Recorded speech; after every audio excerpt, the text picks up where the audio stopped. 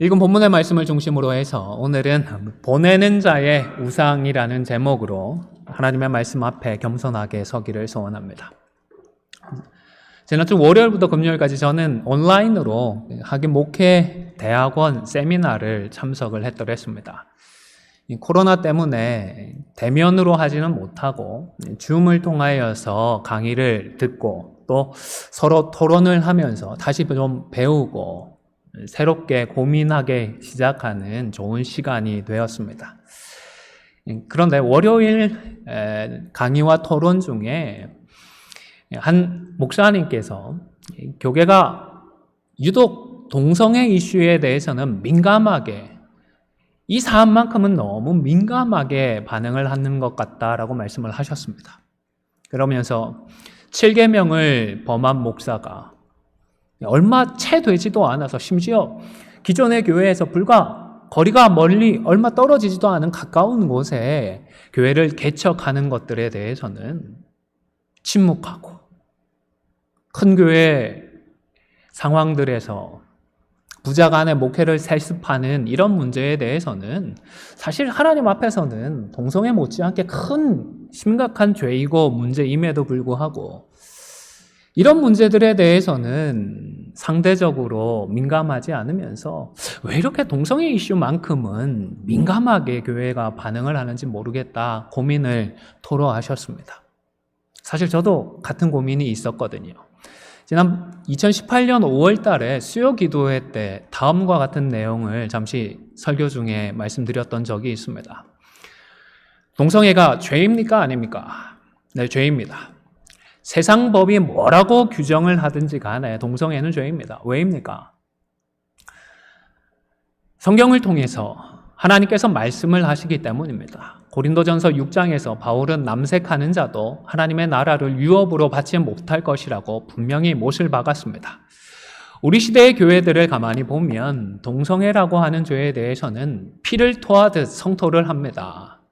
틀림없이 이것은 귀한 일입니다. 그런데 하나님보다 세상을 더 사랑하고 또 이웃을 자신만큼 사랑하지 않는 이 불순종의 죄에 대해서는 이상하리만큼 조용합니다. 남색하지 말라는 말씀을 어기는 것에 대해서는 입에 거품을 물고 성토하면서 이보다 더 큰 계명인 이 말씀을 지키는 것에 대해서는 이상하리만큼 침묵을 하고 있는 것입니다. 우리 교회와 성도는 일부 죄에만 예민하지 말고 말씀에 불순종하는 모든 죄에 대해서 똑같이 예민해야 합니다. 사랑하라고 하신 말씀에 불순종하는 죄, 다시 말해서 용납하지 못하고 용서하지 못하는 죄에 대해서도 우리는 회개하고 돌이켜야 하는 것입니다. 여러분, 우리 성도들은 동성애뿐만 아니라 다른 모든 죄에 대해서 똑같이 민감해야 하는 줄로 믿습니다. 목사의 죄에 대해서도 분명하게 이야기를 하고 성도들의 죄에서도 분명하게 판단을 해야 합니다. 이렇게 설교를 중간에 했더랬습니다. 제가 목사로서 바라기는 우리 교회와 우리 안디옥의 모든 성도들도 시대에 국한되어진 몇 가지 이슈화되는 그런 일부 죄에 대해서만 민감한 것이 아니라 하나님 앞에서 성결하기 위하여서 우리가 생각할 수 있는 가능한 한 모든 죄에 대해서 민감하게 반응을 하면서 우리 자신과 우리 가정과 우리 교회를 지켜 나아가야 하겠습니다. 그리고 이 세미나에서는 대화가 좀 더 진행이 되었습니다. 그냥 이것만 성토한 것이 아니라 이 문제를 조심스럽게 꺼내셨던 목사님께서 만약 우리가 속한 고신교단이 동성애를 찬성하게 된다면 자신은 이 교회에다가 교단을 탈퇴하자고 먼저 제안을 할 것이라고 말씀을 하셨습니다. 그러시면서 세미나에 참석했던 다른 목사님들은 어떻게 하시겠느냐고 물어보았습니다. 꽤 많은 목사님들께서 만약 교단에 그런 일이 생긴다면 자신도 당연히 교단을 탈퇴하겠다라는 말씀들을 하셨습니다. 여러분, 저는 어떻게 할까요? 만약 우리 교단이 진리 문제를 가지고서 세상과 타협하는 모습을 보인다면 저도 당연히 교단을 탈퇴할 것입니다. 과거 일제시대의 그 신사참배 거부에 대해서 자랑을 하는 우리 교단인데 과거에 대해서만 자랑을 하고 오늘을 하나님의 말씀으로 진리로 살아가지 못하는 그런 교단이 되어버린다면 그런 교단 안에 몸담을 이유는 없다라고 저도 생각을 하기 때문입니다. 이런 생각이 저한테 있다 보니까 이날 강의 내용도 내용이었지만 선배 목사님들이 이런 말씀을 솔직하게 하시는 것을 보고서 은혜 아닌 은혜를 받았습니다. 사실 젊은 목사들은 열정이 남아있다고 할까요? 아니면 아직 혈기가 과하게 남아있다고 할까요? 진리를 위해서라면 교단 그까짓 것 대수냐 탈퇴하고 말지 이런 마음을 이런 생각을 어렵지 않게 할 수 있을 것 같습니다. 그런데 이날 이런 말씀을 진지하게 하셨던 분들은 이미 30년 이상 목회를 하셨던 분들이셨습니다. 이런 선배 목사님들이 아직까지도 그 젊었을 때의 신앙적인 순수함과 진리에 대한 열정을 잃지 않고 계시는 것을 확인할 수 있어서 참 기뻤던 것 같습니다. 아마 동성결혼 합법화에 동조하는 오늘날의 몇몇 교단들도 그 이전의 순수함을 잃어버리고 그만 타협하고 있는 영향력 있는 몇몇 목사님들의 책임이 훨씬 더 크지 않을까 싶습니다. 저는 10년, 20년이라는 시간이 지나더라도 지금의 마음만이 신학 훈련을 받기 시작할 때 그때의 그 마음, 그 초심을 잘 지켜서 신앙적인 순수함을 잃지 않는 정말로 순수했던 그 시간들을 잘 지켜 나가야겠다라고 다짐을 했더랬습니다. 여러분, 사람이 초심을 지킨다는 것, 그리고 우리 성도들이 중생했을 때, 예수님을 만났을 때에 그때의 신앙의 순수함을 지키는 것, 생각 외로 쉽지 않다는 것을 잘 아실 줄로 압니다. 오늘 본문의 다윗만 해도 그렇습니다. 과거 다윗이 어떠했습니까? 이스라엘의 군대를, 하나님의 군대를 모욕하는 골리앗을 보고서 참지 못했던 사람입니다. 도저히 자신이 상대할 수 없을 것 같은 그 골리앗을 향하여서 그저 만군의 여호와의 이름으로 용감하게 달려나갔던 그런 인물이었습니다. 그뿐이 아니지 않습니까? 10년 가까이 집요하게 자신을 쫓아다니는 사울이 있었지만 사울 왕이 그래도 기름 부음을 받은 하나님의 사람이다라는 사실, 이 한 가지 때문에 아무리 좋은 기회가 생겨도 끝끝내 그를 제거하지 않았던 인물이기도 했습니다. 그런데 정말로 같은 인물이 맞나 싶을 정도로 완전히 달라진 모습을 보여주는 다윗의 행적이 바로 오늘 본문에 기록이 되어 있는 것입니다. 세월이 지나면서 다윗에게도 어쩔 수 없다라는 말을 하지 말아야 하는데 정말로 어쩔 수 없는 것이 아닌가 싶은 답답한 마음이 들 정도입니다. 다윗의 마음마저도 그런 변화가 생기고 말았던 것입니다. 우리 개역 한글 성경에서는 1절에 보면 그 해가 돌아와 라고 번역을 하고 있는데요. 이렇게 번역을 하면서 이전과는 달리 뭔가 특정한 연도를 주목하는 듯한 인상을 받게 되는 것 같습니다. 하지만 이전 번역 성경들을 보시면 그라고 해서 특정한 연도를 의미하는 듯한 단어를 번역해 두지 않고 그저 해가 돌아와서, 해가 바뀌어서라고만 번역을 해 두었습니다. 제 생각에도 이전 번역처럼 그저 해가 바뀌었다, 새로운 해가 돌아왔다라고 번역을 하는 것이 원래 문맥에 훨씬 어울리는 것 같습니다. 원어적으로 이 표현은 새해가 시작되었다라는 그런 의미이기 때문입니다. 유대인의 달력은 잘 아시듯이 음력입니다. 유대인의 1월은 그래서 오늘날 태양력의 양력에 비교를 하면 3월이 되거나 4월이 되곤 합니다. 그리고 팔레스타인에서 유대력으로 12월까지는 우기에 해당이 됩니다. 비가 많이 내리기 때문에 전쟁을 치를 수가 없는 상황입니다. 그래서 12월이 지나서 우기가 끝나고 새해가 되고 건기가 시작이 되면 전쟁들이 종종 벌어지고 했습니다. 다윗 때까지만 해도 약탈 경제가 어느 정도 유지가 되고 있었습니다. 가을 추수 때가 끝나고 우기가 되었다가 새롭게 건기가 되면 이웃 부족을 쳐들어가서 뺏어와서 생존을 해왔던 것입니다. 오늘 본문은 그러한 계절이 새롭게 돌아왔다라는 사실로 시작을 하고 있습니다. 그런데 이스라엘의 군대가 이러한 전쟁에 참여했을 때에 어떤 이유에서인지 다윗 왕은 같이 가지 않았습니다. 혼자서 예루살렘에 그대로 남아 있었습니다. 더 이상 자신의 능력을 증명해 보이거나 자신의 입지를 유지해야 할 그럴 필요성을 더 이상은 느끼지 않았던 것이 아닌가 싶습니다. 확실한 것은 언제나 동료들과 함께하면서 끈끈한 관계를 유지했던 다윗인데 이런 다윗의 마음에 이제는 분명한 변화가 일어나 버렸다는 사실을 보여주고 있는 것입니다. 이러한 변화에는 방심이 있을 수도 있겠고 교만이 있을 수도 있겠습니다.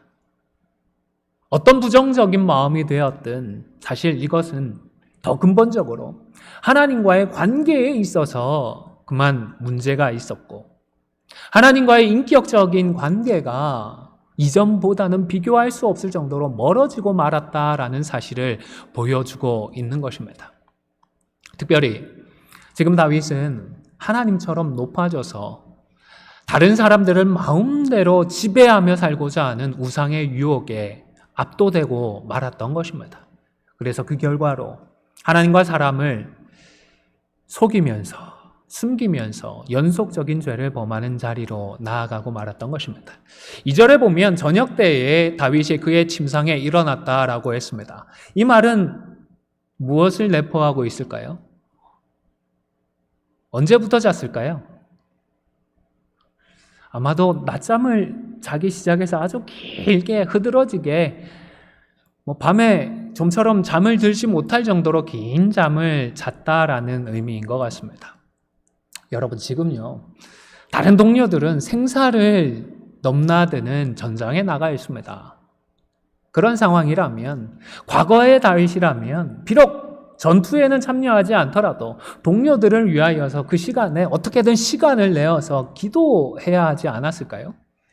하나님 승리를 더해 주십시오. 하나님 우리의 동료들을 지켜보호해 주십시오. 그렇게 기도하면서 시간을 보내었을 법도 한데 지금 다윗은 혼자서 긴 낮잠을 즐기고 저녁 즈음에나 되어서 그 잠에서 깨어나 어슬렁어슬렁 산보를 하고 있었던 것입니다.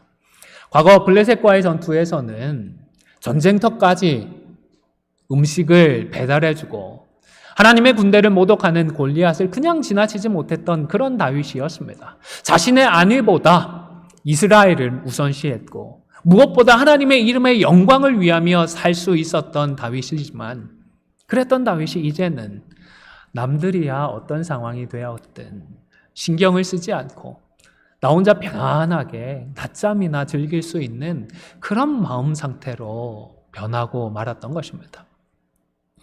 한바탕 흐드러지게 낮잠을 자고 일어났으니까 다시 잠을 청하기가 어려웠겠지요. 아니면 시간을 좀 더 보내야겠다고 생각을 했든지 아니면 더웠던 시기니까 저녁이면 그래도 선선해졌으니까 저녁에 시원한 바람을 쐬려고 했던 것인지 왕궁의 옥상을 다윗이 거닐기 시작했습니다.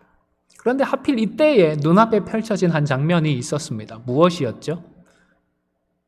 저 멀리서 누군가가 목욕을 하고 있는 것이었습니다. 그런데 성경은 이 장면만 기록해두고 끝나는 것이 아니라 다윗의 그 생각, 다윗의 마음까지도 표현을 했는데요. 그녀가 심히 어떻게 보였다고요? 아름다워 보였다라고 기록을 하고 있습니다. 여러분, 어둑어둑해진 저녁쯤입니다. 소리가 들렸든지 희미하게 보였든지 누군가가 목욕을 하고 있는 것 같으면 정상적이라면 어떻게 했어야 할까요?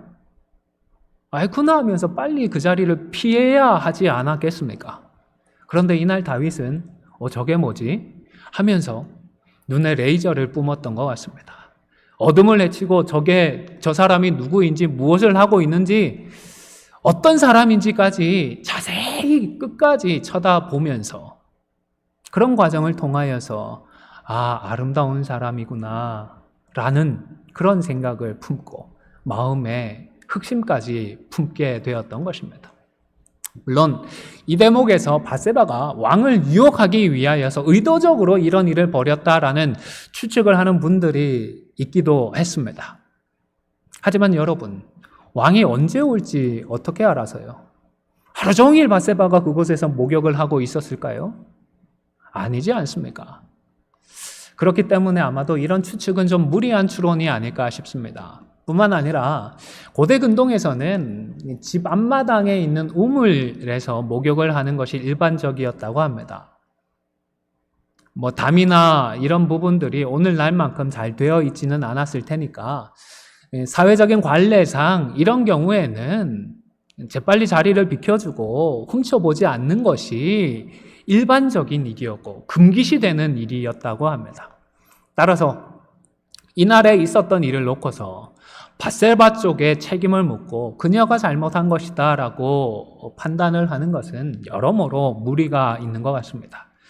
그런데 이러한 유대인의 왕 다윗의 모습과 충성스러운 한 이방인 우리아의 모습이 큰 대조를 이루고 있습니다. 밧세바가 임신을 했다는 소식을 들은 다윗이 자신의 죄를 숨겨버리기 위하여서 전장에 있었던 우리아를 불러들였습니다. 지금까지 파란만장한 삶을 살아왔으니까 그런 경험을 통하여서 이런 문제들은 어떻게 해결하면 되겠다라는 것들, 참모나 모사를 동원하지 않더라도 혼자서 얼마든지 해답을 쉽게 찾을 수 있었던 것 같습니다.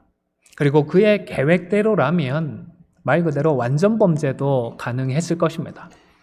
그런데 다윗이 간과했던 한 가지 사실이 있었습니다. 다른 사람들의 마음이 자신과 똑같지는 않다는 것입니다. 타락하고 하나님과의 관계에서 멀어져 있는 다윗 자신과 같지 않은 사람들도 얼마든지 있다는 사실을 감안하지 못했던 것입니다.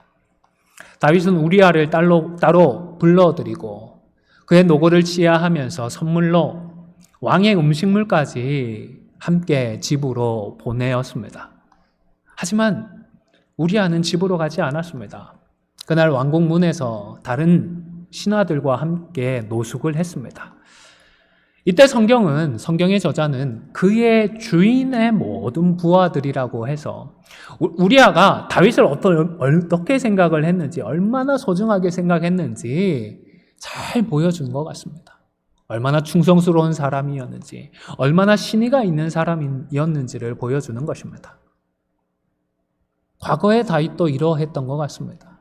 그러나 세월이 흘러감에 따라 그 세월 속에서 그 마음과 생각을 지키지 못했던 다윗은 어느새 이런 충성스럽고 믿음직스러운 우리아와는 극명하게 대조되는 그런 불신앙의 사람으로 변질되고 말았던 것입니다. 사실 우리아의 집은 왕궁 옥상에서 목욕하는 장면을 확인할 수 있을 정도로 그리 멀지 않은 곳이었습니다. 다윗 왕이 특별히 남들보다 시력이 좋았다 라고 하더라도 어쨌든 다른 망원경이나 다른 장치를 동원하지 않고 집을 볼 수 있을 만큼 멀지 않은 곳에 집이 있었던 것입니다. 만약 집이 멀리 있었다면 다녀오라고 해도 다녀올 수가 없었을 것입니다. 조금 과장을 해서 표현을 한다면 엎어지면 뭐가 닿아요?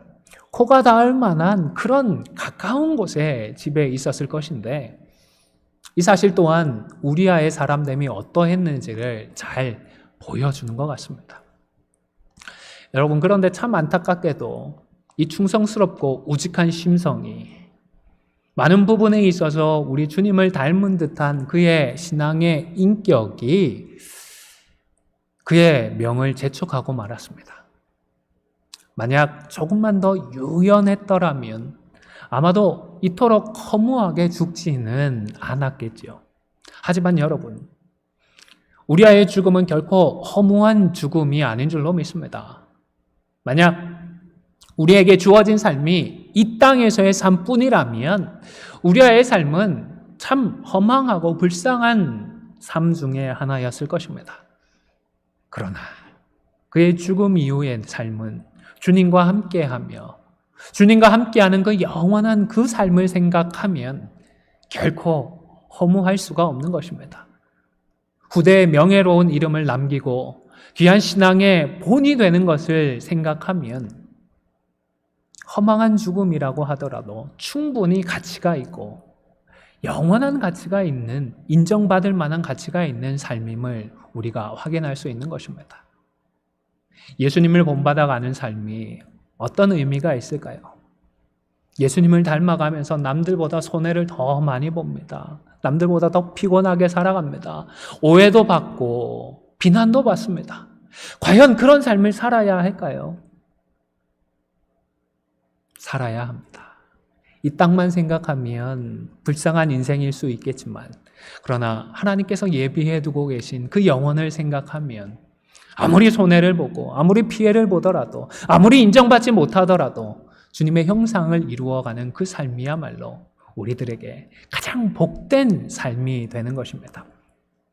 저는 오늘 본문을 묵상하고 또 특별히 자료를 찾던 중에 유진 피터슨의 책에서 이 보내다라고 하는 단어를 주목한 것을 보게 되었습니다. 그리고 계속 이 단어와 관련을 해서 더 많이 고민을 했었는데요. 여러분, 오늘 본문에서 보내다라는 이 단어가 몇 번 혹시 기록되어 있는지 아시겠습니까? 나중에 한번 집에 가서 세어보시기를 바랍니다. 7번 등장합니다. 13구절인데요. 한 절 건너 한 번씩 언급이 되고 있는 셈입니다. 또 6절에서는 기별하다라고 번역을 하고 있는데 히브리어 원어 성경을 보면 이 단어도 같은 단어입니다. 그러니까 8번이나 보내다라고 하는 단어를, 똑같은 단어를, 좀 비슷한 의미를 가진 다른 단어를 사용할 법도 한데 똑같은 단어를 고집스럽게 사용을 하고 있는 것입니다. 이런 식으로 성경이 반복되고 있다면 10중 8구는 의미가 있고 이유가 있습니다. 오늘 본문에서 계속 반복되어지는 이 단어의 뜻은 말 그대로 보내다라고 하는 단어입니다. 그런데 앞서 언급을 드렸던 유진 피터슨의 그 책에서는 이 단어가 도덕적인 판단과 연결이 되어서 사용이 되고 있다라고 설명을 했습니다. 저도 10분 이해가 되는 표현이었습니다. 특별히 다윗이 하나님께서 자신에게 복으로 주신 힘과 권력을 하나님의 성품이 드러나는 방법으로 사용하는 것이 아니라 하나님의 영광을 위해서 사용하는 것이 아니라 비인격적으로 그리고 비윤리적으로 사용하고 있는 것을 신랄하게 꼬집기 위하여서 이 단어를 반복해서 사용을 하고 있는 것입니다. 과거 골리앗과 맞서 싸우도록 보냄을 받았던 다윗은 온데간데 없습니다. 다른 사람을 교활하고 잔인하게 이용하는 타락해버린 더럽고 추한 다윗이 지금 남아있는 것입니다. 반면에 오늘 본문에서 5절에서만큼은 다른 용도로 이 단어가 사용이 됩니다. 다윗이 쓰지 않고 밧세바가 사용을 했습니다. 밧세바가 다윗에게 사람을 보내었다라고 기록을 하고 있는데 이 대목은 온 이스라엘의 그 막대한 권력을 가진 다윗조차도 사실상 모든 것을 다 지배할 수는 없다라는 사실을 분명히 확인시켜주는 것입니다. 다른 모든 사람들을 다 보내어서 자신의 욕심대로 다 할 수 있을 줄 알았지만 결코 그렇지 않더라는 것입니다. 다윗이 어찌할 수 없었습니다. 이번에는 임신한 밧세바가 다윗에게 사람을 보내었던 것입니다. 여러분, 다른 사람을 보내고자 하는 이런 이면에 깔린 우리들의 심리가 무엇이겠습니까? 오늘 본문에 드러난 다윗의 죄의 그 이면에는 하나님을 경외하지 않고 자기 자신을 그 자리에 앉히고 자신을 숭배하고자 하는 이러한 자기 숭배에 우상의 심리가 기저에 깔려 있다라고 생각을 합니다. 하나님을 하나님으로 인정하지 않고 하나님의 말씀을 하나님의 말씀으로 인정하지 않으니까 대신에 다른 것을 그 자리에 앉혀두게 되는 것입니다. 다른 우상을 두고서 그 우상의 종노릇하며 살아가게 되는 것입니다. 하나님 앞에서 그만 죄를, 그것도 반복되는 죄를 지을 수밖에 없는 그런 존재로 살아가게 되었던 것입니다. 여러분, 우리의 자유는 원래 하나님을 경외하도록 주신 자유였습니다. 마음껏 하나님을 사랑하라고 주신 자유였고 하나님과 깊고도 친밀한 교제를 나눌 수 있도록 주신 축복된 자유였습니다. 그런데 자기 마음대로 사용하는 자유가 되어버리면서 사람들은 자기 자신이 하나님의 자리에 앉게 되었습니다. 자기 마음대로 살아가게 되었던 것입니다. 그리하여 하나님께서 주시는 참된 행복과 천국의 복락들은 잃어버리고 말았습니다. 여러분, 엄청난 힘과 권력을 가지고서 자기 마음대로 다른 사람들을 보내어서 자기 뜻대로 살 수 있었던 그 다윗의 삶은 과연 행복했을까요? 다윗이 참 행복을 누렸다라고 생각하십니까? 아니면 자기 마음대로 살 동안에 다윗이 천국의 복락을 정말로 누렸다라고 느끼고 계십니까? 아닐 줄로 압니다. 저는 확실히 아니라고 믿습니다. 왜냐하면 나중에 정신을 차렸던 다윗이 어떻게 고백을 했죠? 시편 51편 11절에서 12절 말씀 화면을 보시면서 함께 읽도록 하겠습니다. 시작.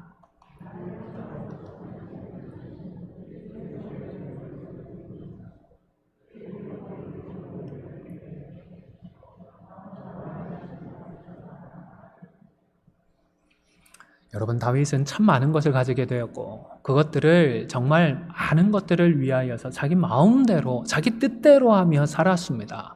심지어 간음하지 말라고 하는 하나님의 말씀을 깨뜨리고 자기 마음대로 범죄를 하였습니다. 그런데 그때의 상황을 돌아보니까 참된 만족이나 행복이라고는 찾아볼 수가 없었습니다.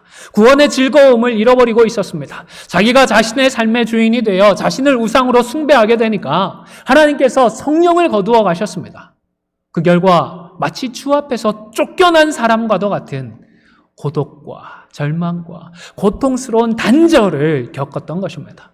두 번 다시는 겪고 싶지 않은 영적인 암흑과 마치 지옥과도 같은 하나님으로부터의 단절을 겪었던 것입니다.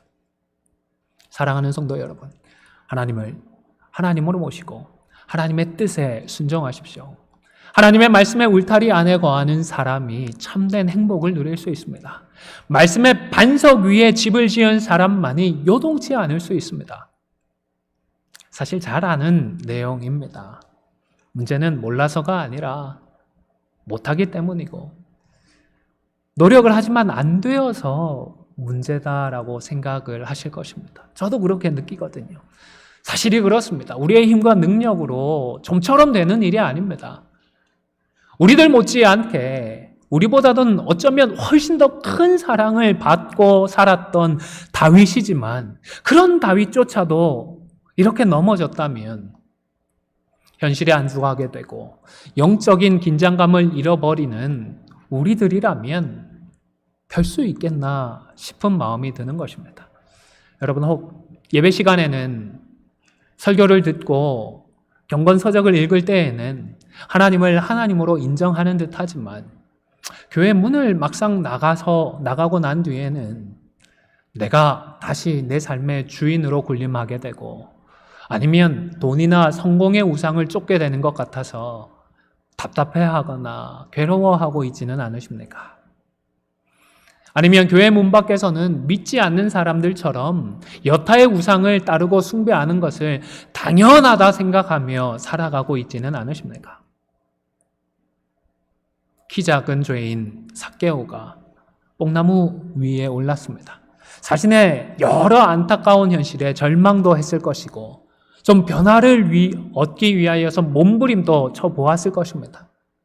이것저것 시도해 보아도 안 되니까 예수님을 찾아오지 않았겠습니까? 만약 그런 현실을 당연하다 생각을 하고 계속 그렇게 살아야겠다라는 생각을 했었더라면 굳이 이날 삭개오가 예수님을 찾아올 이유가 없었습니다.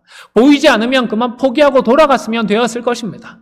그러나 이렇게 해도 안 되고 저렇게 해도 안 되는데 주님이라면 해주시지 않을까, 그런 믿음으로 그곳에 나아왔고 뽕나무 위에 올라갔던 것입니다. 그러자 이런 삭개오를 주님이 직접 찾아와 주셨습니다. 만나 주시고 그의 집에 함께 가 주셨습니다. 그리고 말씀해 주셨습니다. 말씀으로 그를 가르쳐 주셨고 결단할 수 있도록 인도해 주시고 도와주셨습니다. 그날 주님을 만나니까 주님을 만난 삭개오는 변화될 수 있었던 것입니다. 사랑하는 성도 여러분, 주님이 함께 하십니다. 주님께서 함께 하시고 주님께서 지켜주시고 보호해 주십니다. 문제는 임마누엘 하시는 주님을 우리가 우리의 주인으로 인정하고 그분의 다스림 안에 온전히 거하는 이것인 줄로 압니다. 우리의 노력이 아니라, 우리의 수고가 아니라 우리가 주님과 함께 동행할 때에 주님께서 역사해 주실 것입니다. 서두에서 저는 수십 년 목회를 했던 선배 목사님들께서 여전히 초심을 잊지 않고 계신다는 사실에 도전과 은혜를 받았다라고 말씀을 드렸습니다. 아마 여러분들도 주변에서 초심을 잊지 않고 살아가는 사람들을 보시게 되면 충분히 그 사람들과 그간의 노력을 인정하실 줄로 압니다. 사랑하는 성도 여러분, 골리앗을 통하여 드러났던 순수한 믿음이 어느새 변질되고 더럽혀지고 말았습니다. 다윗의 그렇게 변화된 마음이 오늘 본문을 통하여서 여실히 드러났습니다. 그리고 다윗의 이러한 모습은 오늘을 살아가는 저와 여러분에게도 얼마든지 일어날 수 있는 일입니다. 아니, 남들에게는 드러나지 않았지만 우리 속에서 이미 일어난 일인지도 모르겠습니다. 전부는 아니겠지만 그리스도의 첫사랑을 잃어버리고 지금의 현실에 안주하고 타협하고 있는 부분들도 있을 것입니다. 다윗처럼 남들은 아무도 모를 것이라며 은밀하게 반복적으로 범죄하고 있는 그런 일이 있을지도 모르겠습니다. 심지어 더 이상 우상 숭배를, 하나님 아닌 다른 것을 주인으로 섬기고 살아가는 그 삶을 죄라고 생각하지 않고 당연하다 생각하는 분이 계실지도 모르겠습니다. 또한 혹 충분히 잘하고 있지만 여전히 부족하다, 불필요하게 자책하는 마음으로 괴로워하는 분도 계실 것 같습니다. 사랑하는 성도 여러분, 우리는 안 됩니다. 우리는 할 수 없습니다. 하지만 할 수 없는 우리를 소망하며 우리를 생각하며 헛수고를 하는 것이 아니라 우리와 함께 해주시는 주님, 우리와 함께 죽으시고 부활하신 우리 주님을 바라보시기를 바랍니다. 우리는 우리 마음대로 사람을 보낼 수 있는 그런 주권자가 아닙니다. 하나님의 뜻대로 보냄을 받아야 하는 피조물들이고 하나님의 자녀인 것입니다. 우리는 누군가를 보내는 사람이 아니라 보냄을 받은 자입니다. 이런 우리들과 주님이 우리와 함께 하실 때에 함께 하시는 주님으로 인하여서 마음대로 보내고 마음대로 살고자 하는 사단마귀의 그 유혹들을 떨치고 보냄받은 자로서의 그 삶을 살아갈 수 있는 줄로 믿습니다. 감사하게도 우리 주님은 세상 끝날까지 우리와 함께 해주신다 약속을 하셨습니다. 지난 2000년간 신실하게 주님은 교회와 성도들과 함께 하셨습니다. 주님 다시 오실 때까지 우리 주님은 반드시 이 약속을 지켜주실 것입니다. 아무쪼록 주님과 함께하고 함께 하시는 주님을 의지하면서 주님의 능력으로 우리를 자신의 악한 뜻을 위하여서 어딘가 하나님의 뜻에 반하는 곳으로 보내려고 하는 그 사단마귀의 악한 계획을 분별하고 능히 이기고 하나님의 보내심에 따라서 이 세상 속에서 믿음으로 십자가와 부활의 영광을 선포하며 살아가는 저와 여러분이 다 되시기를 주님의 이름으로 간절히 축원을 드립니다.